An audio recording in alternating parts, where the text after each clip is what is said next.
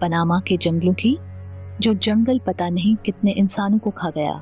जो लोग अपने उज्जवल भविष्य की तलाश में अमेरिका जैसे देश जाते हैं, पर उससे पहले आता है पनामा का खौफनाक जंगल। अगर उस जंगल को कोई पार कर गया तो ठीक, नहीं तो मिलती है मौत। दोस्तों, वीडियो शुरू करने से पहले अगर आप हमारे चैनल पर नए हैं तो चैनल को सब्सक्राइब करें और बेल आइकन को भी दबा दें। दोस्तों, ये वीडियो एक सच्ची घटना पर है। पंजाब के रहने वाले वरिंदर सिंह ने जब अपनी आप बीती बताई तो सब हैरान रह गए। दरअसल वरिंदर सिंह एक अच्छी जिंदगी के लिए विदेश जाना चाहता था। घर वालों से बात हुई और वो मान गए। पर अमेरिका जाने का जो तरीका था वो आम तरीका नहीं था, बल्कि वो तरीका था डोंकी। डोंकी शब्द के बारे में पंजाब के ज्यादातर लोग जानते हैं। अगर आप नहीं जानते तो हम आपको बता दें। विदेश जाने के दो तरीके होते हैं। एक तो होता है कानूनी, जिसमें कोई पढ़ाई के लिए या काम करने के लिए विदेश जाते हैं और कुछ सालों बाद उसको सिटीजनशिप मिल जाती है। पर जो दूसरा तरीका है उसका नाम है डोंकी, जो कि एक अवैध तरीका है। और यह रास्ता समुद्री जहाज से भी हो सकता है, बाय रोड भी हो सकता है और छोटे छोटे देशों से होकर मेक्सिको पहुंचना होता है। मेक्सिको के बाद आता है यूएसए बॉर्डर और वहां लोग गैर कानूनी तरीके से बॉर्डर क्रॉस करते हैं और अमेरिका में दाखिल हो जाते हैं।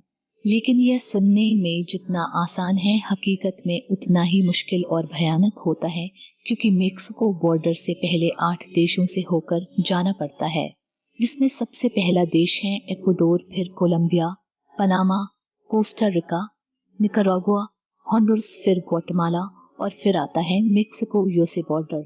लेकिन इससे पहले जो रास्ता है उसमें से सबसे खतरनाक है कोलंबिया और पनामा के बीच पनामा के जंगल।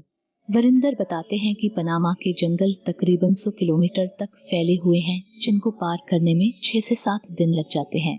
लेकिन ये रास्ता तब और भयानक हो जाता है जब आप रास्ता भटक जाते हैं और डोंकर्स यानी आपको रास्ता बताने वाले बीच जंगल में ही छोड़कर भाग जाते हैं। जंगल में माफिया गैंग होता है जो लूटपाट करते हैं। आपसे आपका खाना और पैसे छीन लिए जाते हैं। और अगर बदकिस्मती से कोई लड़की उनके हाथ लग गई तो वो लोग लड़की की इज्जत तक लूट लेते हैं और जो कोई विरोध करता है उसको मौत के घाट उतार देते हैं। वरिंदर ने कहा, जंगल में उसने कई लोगों की लाशें देखी, जिनका या तो कत्ल कर दिया गया था या वो लाशें उन लोगों की थी जो रास्ता भटक गए थे और भूख और प्यास से ही मर गए। कुछ लाशें ताजा थी तो कुछ नरकंकाल का रूप ले चुकी थी। हालात ऐसे थे कि चलते चलते अगर कोई थक जाता तो आराम भी नहीं कर पाता था, क्योंकि आराम करना मतलब अपने साथियों से बिछड़ना और जंगल में अकेले रहना मतलब मौत को दावत देना। धीरे धीरे वरिंदर और साथियों ने जंगल को पार किया और Costa Rica, Nicaragua, Honduras, Guatemala जैसे देशों से होते हुए मेक्सिको पहुंच गए। वरिंदर मेक्सिको तो सही सलामत पहुंच गया, लेकिन उसके बाद उसे यूएसए बॉर्डर पार करते हुए उसे अमेरिकन पुलिस द्वारा पकड़ लिया गया। उसे जेल भेजा गया और उसे अमेरिका पुलिस के द्वारा टॉर्चर किया गया, जहां पर उसे 2 दिन के लिए बिना कपड़ों के फुल सी रूम में रखा गया। वरिंदर पर केस चला और उसको अमेरिका में गैर कानूनी तरीके से घुसने के लिए 8 महीने की जेल हुई और 8 महीने बाद उसे इंडिया वापस डिपोर्ट कर दिया गया।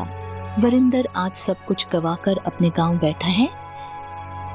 दिनों में उसने एजेंट को 15 लाख रुपए दिए थे, पर वो कहता है कि किस्मत से उसकी जान बच गई। यही उसके लिए सब कुछ है। अक्सर हम अपने अच्छे भविष्य के लिए ऐसे कदम उठा लेते हैं जिसके कारण हमें जिंदगी भर पछताना पड़ सकता है। तो हम आपसे यही कहेंगे कि कोई भी फैसला लेना से पहले कई बार सोचें, क्योंकि जिंदगी इतनी सस्ती नहीं होती। समय ले, सोचे और कानूनी तरीके से ही विदेश जाए।